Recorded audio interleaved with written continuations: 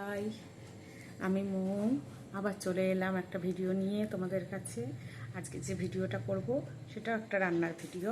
তবে হ্যাঁ, আজকের যে রান্নাটা করব সেটা যারা আমার মতন ডায়েট কনসাস নয় তাদের জন্য। আর একটা কথা, তোমরা আমার ভিডিও যারা দেখছো, যদি সেই ভিডিওগুলো ভালো লেগে থাকে বা সেখানে রান্নার যদি কোনো কিছু মনে হয় যে অ্যাড করতে হবে, কিছু ভুল হচ্ছে, তোমরা আমাকে নিশ্চয়ই জানিও, কারণ অনেক অভিজ্ঞ রাঁধুনিরা রয়েছে।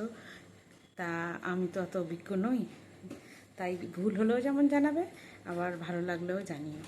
আর রান্নাগুলো অবশ্যই বাড়িতে করে দেখো, ভালো লাগলে সেটা তো অবশ্যই জানাবে, আমি আশায় থাকবো। তো চলো আজকে ভিডিওটা দেখে নেওয়া যাক রান্নার। আমি তাওয়া বসিয়ে দিয়েছি, তাওয়াটা গরম করে তার মধ্যে আমি বাটার দিয়ে দিলাম। এটা বাটার দিয়েই আমি করব বেশিরভাগটাই, যেহেতু বাটার পনির, তাই তা বাটারটা দেওয়ার পর আমি পনিরটাকে টুকরো টুকরো করে কেটেই রেখেছিলাম, সেটাকে আমি এবার হালকা করে ভেজে তুলে নেব।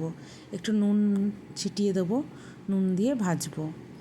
পনিরগুলো না প্যাকেট কিনে নিয়ে এসেছি। প্যাকেট পনিরগুলো আমি দেখলাম ফ্রিজে রাখা ছিল, বার করে কেটেছি, একটু কেমন হয়ে গেছে।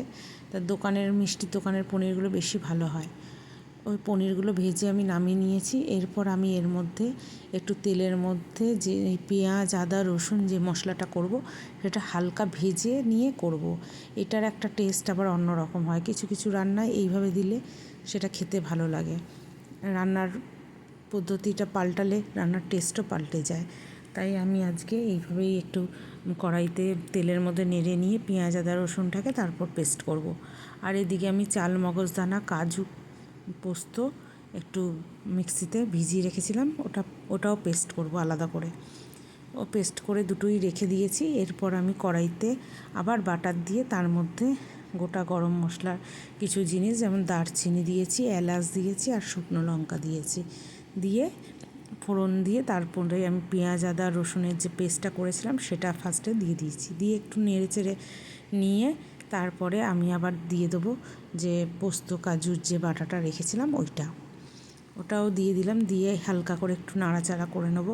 এই রান্নাটা করতে না বেশিক্ষণ টাইম লাগে না, শুধু এই মশলাগুলো রেডি রাখলেই হবে। এর মধ্যে এবার একটু বেশি করে চিনি, নুন, হলুদ, একটু লঙ্কা গুঁড়ো আর গোলমরিচ গুঁড়ো দিয়ে দিয়েছি। দিয়ে আবার একটু এরকম করে হালকা নেড়ে নেবো। নেড়ে নিয়ে এর মধ্যে এবার যে বাকি, তোমরা না ক্রিম থাকলে ক্রিমটা দিতে পারো, ক্রিমে ভালো অন্যরকম আর একটু ভালো হবে। আমার ক্রিম ছিল না, তাই আমি একটু জলই দিয়ে দিয়েছিলাম। দুধও দেওয়া যায় এর মধ্যে। দিয়ে এরপর পনির যে ভাজা পনিরগুলো সেগুলো আমি দিয়ে দিয়েছি। দিয়ে আমি এবার লাস্টে একটু কসুরি যে মেথি হয় সেই মেথি ছড়িয়ে দিলাম। দিলেই এবার রান্নাটা শেষ। এত তাড়াতাড়ি চটজলদি রান্না রেডি হয়ে গেছে। রুটি পরোটা দিয়ে তোমরা খেয়ে নিতে পারো।